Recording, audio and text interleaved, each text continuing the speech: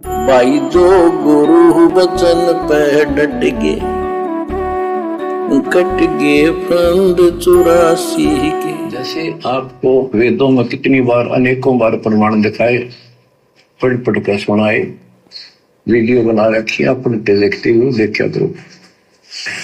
वेद प्रमाण करते हैं कि परमात्मा ऊपर, सबसे ऊपर के लोक में बैठा है, विराजमान है, वहां से चलकर आता है, अच्छी आत्माओं को मिलता है, उनको सच्ची राह दिखाता है भक्ति की अपने मुख।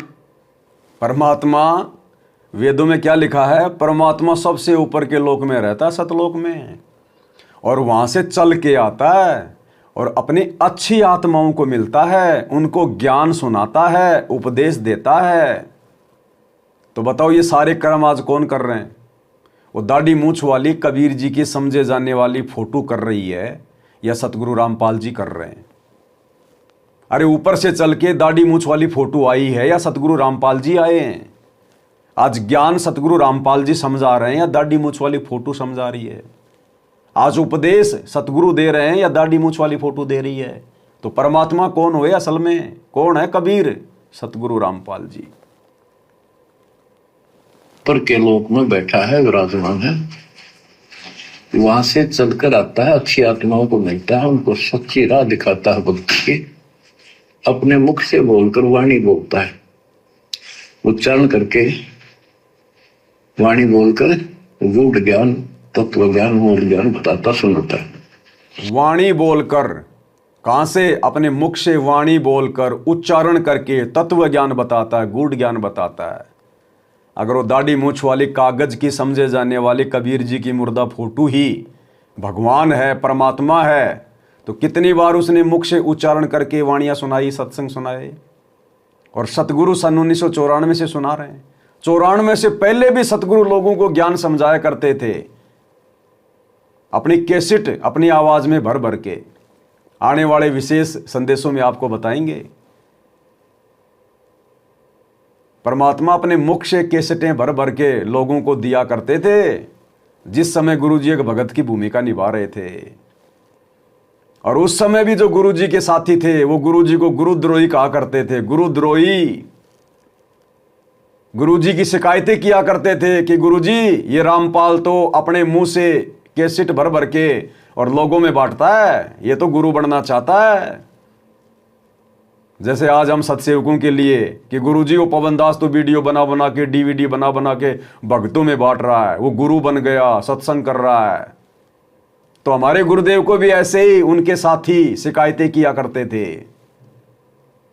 विशेष संदेश नंबर 17 या 18 में परमात्मा ने जिक्र कर रखा है। तो भाई और बहनों, आज मुख से बोल बोल के कौन वाणियां सुना रहा है? वो मुर्दा समझे जाने वाला कबीर या जिंदा कबीर सतगुरु रामपाल जी। तो किसका प्रगट दिवस मनाया जाना चाहिए? 8 सितंबर को जिंदा कबीर सतगुरु रामपाल जी का, या मुर्दा कबीर उस कागज की फोटो का जून के महीने में? ये तो भक्तों की कॉमन सेंस के ऊपर है भाई। उच्चारण करके, वाणी बोलकर गूढ़ ज्ञान, तत्व ज्ञान, मूल ज्ञान बताता सुनाता है। और वो अमृतवाणी, और वो उस समय जब एक लीला करता है संत की, सतगुरु की, उसके बहुत सारे फॉलोअर हो जाते हैं। और उनमें वो नायक की तरह होता है, जैसे सेनापति सुशोभित होता है अपनी सेना के ऊपर साथ, ऐसे वो उनका पूज्य होता है। और वो जो वाणी बोलता है वो उनके फॉलोअर के लिए, उनके अनुयायियों को बहुत आनंददायी होती है, बड़ी प्यारी लगती है, क्योंकि वो भगवान। कितना बड़ा संकेत है और संदेश है गुरु को परमात्मा मानने के लिए। क्या कह रहे परमात्मा? जब वो परमात्मा ऊपर से आता है, अच्छी आत्माओं को मिलता है, अपना तत्व ज्ञान, गूढ़ ज्ञान मुख से वाणी उच्चारण करके बताता है, और वो अपने भक्तों के बीच में ऐसे होता है जैसे सेना के बीच में सेनापति। तो आज गुरुदेव हमारे लिए क्या हैं? जैसे हम उनकी सेना हैं और गुरुदेव हमारे सेनापति हैं। और आगे क्या कह रहे हैं गुरुदेव, सबसे बड़ा संकेत कि जब वो परमात्मा अपने मुख कमल से वाणियां गाता है, शब्द गाता है, तो उसके भक्तों को ऐसी लगती है अमृत के जैसी मीठी। कैसी लगती हैं? अमृत के जैसी मीठी। और तुरंत बाद सतगुरु रामपाल जी भगवान अब अब्राहिम सुल्तान वाला शब्द गाएंगे, तुरंत शब्द गाएंगे। और यह शब्द हमें कितना मीठा लगेगा। यहां दुनिया की बात नहीं हो रही, उस सेनापति के सैनिकों की बात हो रही है, उस सतगुरु के भक्तों की बात हो रही है, जिनका वो सतगुरु होता है। कि जब वो परमात्मा नीचे आता है, फिर अपने मुख कमल से वाणियां गाता है, तो उसके भक्तों को आनंददायी होती हैं, अमृत जैसी मीठी होती हैं। और फिर ये साबित करने के लिए कि वो परमात्मा कौन है, तुरंत गुरुजी शब्द गा रहे हैं, तुरंत। और वो शब्द फिर मीठा किसको लगेगा? आप और हमें। तो गुरुदेव के द्वारा ये बातें बोलकर तुरंत शब्द गाना इस बात को साबित करता है कि हमारे गुरुदेव स्वयं कबीर परमात्मा है, सतलोक से उतरे हुए हैं। ये गूढ़ ज्ञान, मूल ज्ञान, तत्व ज्ञान अपने मुख कमल से वाणी द्वारा उच्चारण करके सन 1994 से समझा रहे हैं। और वो अपने भक्तों के बीच में सेनापति की तरह होते हैं। और जब वो अपने मुख कमल से वाणियां गाते हैं तो उनके भक्तों के लिए अमृत तुल्य होती हैं। फिर गुरुदेव ने तुरंत शब्द गाना शुरू कर दिया। गुरुदेव ने संकेत दे दिया, अरे यही तो होता है तत्व ज्ञान, सूक्ष्म ज्ञान। शब्द सैन सतगुरु की पहचान है, वो पावे अटल सुहागरे। वही आत्माएं सतलोक के अधिकारी होंगे जो अपने गुरु जी के संकेतों को समझ जाएंगी। तो गुरु जी क्या कह रहे हैं, और उसके बाद फिर गुरु जी शब्द शुरू कर देते हैं। और वो शब्द आप और हम भगत भाई बहनों को कितना मीठा लगेगा, ये तो अब आप सुनोगे तब स्वयं निर्णय करोगे कि हमारे गुरु जी कौन है। और उनमें वो नायक की तरह होता है, जैसे सेनापति सुशोभित होता है अपने सेना के ऊपर साथ, ऐसे वो उनका पूज्य होता है। और वो जो वाणी बोलता है वो उनके फॉलोअर के लिए, उनके अनुयायियों को अमृत बहुत आनंददायी होती है, बड़ी प्यारी लगती है, क्योंकि वो भगवान की चर्चाओं से भरी होती है और उस मालिक के मुख से उच्चारित होती है। अब सुनो, गरीबदास जी ने यही बताया है, सुनत सुनत ज्ञान गलताना, पद पद समान, अमर लोक से सतगुरु आए, रूप धरा करवाना। इसी प्रकार भाई और बहनों, अमर लोक से सतगुरु आए, रूप धरा रामपाला। अमर लोक से सतगुरु आए, रूप धरा रामपाला। वही परमात्मा है। पद समान, अमर लोक से सतगुरु आए, रूप धरा करवाना, ढूंढत ऊंट महल पर डोले, बूझत साहबियाना, दूजा रूप धरा का सिद्ध का, यात्री का, मुसाफिर का, महल सराय बखाना, ये तो महल हमारे हैं, तू पंथी फिर आयाना। तीजा रूप खवास का दारा, फूलों से जब छाना, तीन कोरड़े तन पर खाए, मारत चोट हैवान। कहे खवास सुनो अब्राहिम, कैसा खिलवत खाना, एक घड़ी से जा पर पोटे, तन का चाम उड़ाना। हेत हुसन सब दूर किया, दर्शा तकत बिराना, गैब खवास बहे तिहवारी, कंपन लगे पुराण। अमर लोक से सतगुरु आए, सुनत ज्ञान गलताना, पद पदे समाना। अपने सतगुरु के मुख से सारा ज्ञान सुन के और वो परमात्मा के द्वारा गई बताई गई पद्धति पर गलतान हो गया, मस्त हो गया, लग गया। लेकिन उससे पहले अमर लोक से सतगुरु आए, रूप धरा का रोवाना, एक ऊँटों वाले व्यक्ति का रूप बनाकर जो ऊँट पाला करते हैं, राजा के महल की छत के ऊपर जिसको वो सो रहा था, वहां ऊपर से आकर प्रकट हो गए सतलोक से, और हाथ में लठ ले रखा, उसकी छत पर मारे जोर जोर से, शोर हुआ। इब्राहिम सुल्तान नींद से उठा, उसने कहा ये कौन बकवास कर रहा, पकड़ के लाओ। सिपाही गए, पकड़ लाए, पूछा कौन है तू? परमात्मा बोले मैं एक ऊँटों वाला हूँ, फिर छत पे क्या कर रहा था? राजा मेरा ऊँट हो गया, एक गुम हो गया, मैं उसने खोज रहा था, देखो आपकी छत पर पाया जाता है। अब राजा बोला अरे बोले व्यक्ति, ये राजा का महल है, ऊँट पर कभी छत पर कभी उठ चढ़ सकता है? ये कभी नहीं हो सकता। अच्छा बाबा, तो उससे पहले राजा ने कई महात्माओं को पकड़ पकड़ के जेल में डाल रखा था कि मुझे भगवान बताओ दिखाओ। तब कबीर साहब ने कहा जैसे छत पर ऊँट नहीं चढ़ सकता, ऐसे तेरी बकवादों से रब नहीं मिल सकता, खुदा नहीं मिल सकता। यूं कहकर अंतर ध्यान हो गया। फिर कुछ दिन बाद आपको सारी कथा सुना रखी है, ये एक यात्री का रूप बनाकर आए। यात्री सफर, मुसाफिर पैदल चला करते थे, रात हो जाती किसी शहर में, सराय में, धर्मशाला में रुका करते थे। तो वहां राजा के महल में पहुंच गए, साथ में अपने कपड़े लत्ते ले रखे, जैसे उसमें यात्री चलना करते थे। राजा बाहर बैठा था, सैनिक साहब थे,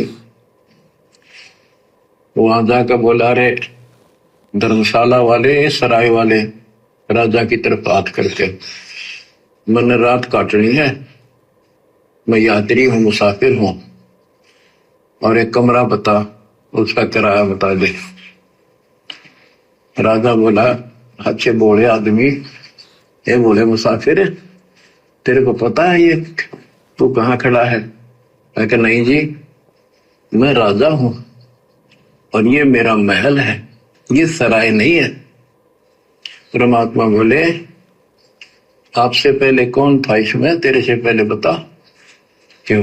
मेरे दादे पड़दादे थे, वो कहाँ गए? वो अल्लाह खुदा को प्यारे।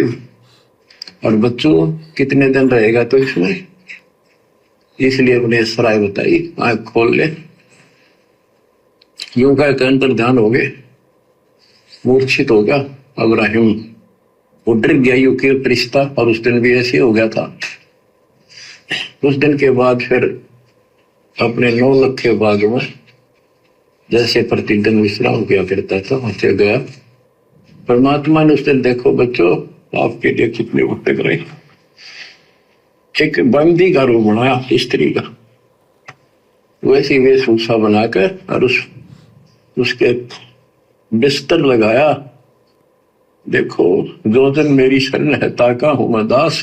बच्चों देखो अपनी एक प्यारी आत्मा के लिए अपना, वो हम बच्चों वो हमारा बाप है, और हम इस शैतान के लोक मां के शैतान हो गए, बिगड़ गए। बताओ कितना कष्ट उठाया अपनी प्यारी आत्मा के लिए। कबीर साहब कहते हैं जो जन मेरी शरण है ताका हूं मैं दास, ये दास वहां गुलाम बने। क्या कह रहे हैं परमात्मा भाई और बहनों, कितना बड़ा संकेत दे दिया गुरुदेव ने कि इब्राहिम सुल्तान के वहाँ पर बांदी कौन बने थे, दास कौन बने थे, 3 कोरड़े किसने खाए थे? हमारे पूज्य गुरुदेव ने, सतगुरु रामपाल जी परमेश्वर जी ने। क्या कह रहे परमात्मा, जो जन मेरी शरण है ताका हूँ मैं दास, ये दास वहाँ बांदी बने, 3 कोरड़े खाए। इस शब्द पे ध्यान देना कि ये दास कौन? सतगुरु रामपाल जी। सत्संग कौन कर रहा है? गुरुदेव। तो गुरुदेव कह रहे हैं जो जन मेरी शरण है ताका हूं मैं दास, ये दास, इस शब्द को पकड़ना। किसके लिए कह रहे हैं गुरुदेव? हो गए, बिगड़ गए। बताओ कितना कष्ट उठाया अपनी प्यारी आत्मा के लिए। कबीर साहब कहते हैं, जो दिन मेरी शरण है ताका होगा दास। ये दास वहां गुलाम बने, एक बंदी का रूप बनाया नौकरानी का, अपनी प्यारी आत्मा को इस काल के इस षड्यंत्र से निकालने के लिए। जिसको तुम राजपाट और सुख मानते हो, तुम्हारा दुश्मन आपको क्या कहते हैं, दूजा रूप दरा का सिद्ध का महल सराय बखाना। ये तो वो बोला कि परमात्मा ने लिखदास जी बताते, कबीर साहब ने दूसरा रूप एक मुसाफिर यात्री का बनाया और इस महल को सराय बताया। और वो क्या बोला, ये तो महल हमारे हैं, तू पंथी करे अयाना। ये हमारे महल है, तू अनजान पंथ यात्री घूम रहा है, कहाँ गया। तीजा रूप खवास का दायरा, फूलों से जब छाना। तीन कोरड़े तन पर खाए, मारत चोट हवाना। और शैतान अपने परमात्मा के बंदी समझ के उसने ये सोचा कि ये बंदी मेरी सेज पे कैसे लौट गई। परमात्मा ने उसका बिस्तर लगा, उस पाप लौट गए। बंदियों के वेशभूषा नौकरानियों की अलग होती थी, रानियों की अलग। उसने कोंद में आके कोरडा उठाया। एक घोड़ा इतना भयंकर दर्द करता है, घोड़े को भी पसीने आ जाते थे। घोड़ों के लिए होता था और उधर से दंड देने के लिए भी वही रखा जाता था। फटाफट फटाफट 3 कोरडे मारे, गुस्से में अपने मालिक के पास। 3 कोरडे तन पर खाए, मारत चोट हवाना। भाई और बहनों, ये गलतियां आप और हमने भी कर रखी हैं। ना जाने कितनी बार आप और हम सभी भगत भाई बहनों ने अब्राहिम सुल्तान का जीवन जिया है, और हमने भी उन जन्मों में इसी प्रकार से परमात्मा को कोरडे मारे हैं। अगर इस कलयुग की पिछली पीढ़ी में यहाँ से पार नहीं हुए, तो ये काल हमसे इतना द्वेष करके बैठा है, हमारे को सूली पे टांग देगा। फिर ये मौका देख रहा है कि एक बार इसका पैर फिसल जाए इस भक्ति से, एक बार ये सतगुरु की शरण से दूर हट जाए, एक बार मर्यादा तोड़ दे। उसके बाद बताऊंगा फिर मैं इसको। दुश्मन की तरह लाल आंखें करके आप और हमारे पीछे पड़ा हुआ है। यदि हम एक बार यहां से, अगर हमारा काम बिगड़ गया इस कलयुग की पिछली पीढ़ी में, क्योंकि अब की बार फेल हो गए तो सतगुरु साथ छोड़ देगा। सतगुरु साथ छोड़ देगा तो फिर जाएंगे कहां। 2 ही शक्ति है, काल और दयाल। दयाल को हमने गंवा दिया और काल के हम जाल में फंस गए। कसाई के बाड़े से अगर कोई बकरा बकरी एक बार निकल जाए और दोबारा पकड़ में आ जाए, सबसे पहले उसी को काटता है। तो विचार कर लेना भाई और बहनों, अगर पैर अगर फिसल गया। भाई जो गुरु बचन पे डट गे, कट गे फंद 84 के, कट गे फंद 84 के, कट गे फंद 84 के। भाई जो गुरु बचन पे डट गे, कट गे फंद 84 के, कट गे फंद 84 के, कट गे फंद 84 के। भाई जो गुरु बचन पे डट गे,